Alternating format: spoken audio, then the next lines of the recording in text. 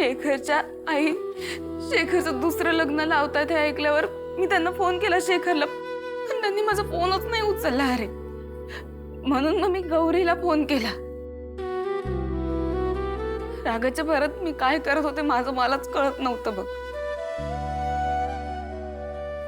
गौरी आली, तिनं मला धीर दिला, शेखरशी बोलणं करून दिलं. गौरी वेळेत आली म्हणून, नाही तर मी काय केलंच ना माझं मलाच कळत नाही बघ. जे केलीस ते चांगलं केलीस. तुझीच लेक आहे, चुकणार नाही कधीच. जा, हात पाय धुले, जेवाय बसूया. हा चल. ए ताई, परत असला याडा विचार मनात बी आणायचा नाही. मला वचन दे, आत्ताच्या आत्ता दे. दिलं.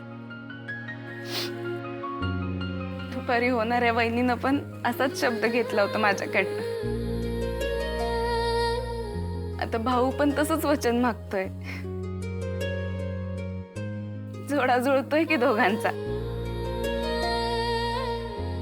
बरं ताई, दुपारी तुझ्या होणाऱ्या वहिनीचा उजव्या पावलाने गृहप्रवेश झाला बरं का. तू काय डायरेक्ट गृहप्रवेशापर्यंत पोहोचला का? तुझ्या मनातलं तरी सांग की तिला आधी. हा, माझ्या मनात एक गोष्ट आहे. कृष्णाईला 20 लाखाचं कर्ज कशापायी पाहिजे असणार? हा, कृष्णाई 20 लाखाचं कर्ज मागायला आल्या.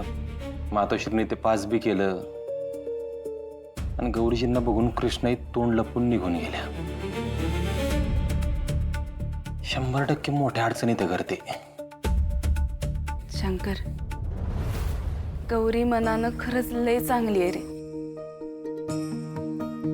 तुझ्याच्यानं जर का त्यांची अडचण सुटत असेल ना तर खरंच सोड. ताई, तुझी वहिनी ह्या रामाची सीता आहे आणि ह्यो राम त्याच्या सीतेच्या डोळ्यात आसवं कधीच नाही येऊन देणार. माझं नाटक बघितलंयस की तू. त्या घराच्या सगळ्या अडचणी मी सोडवणार.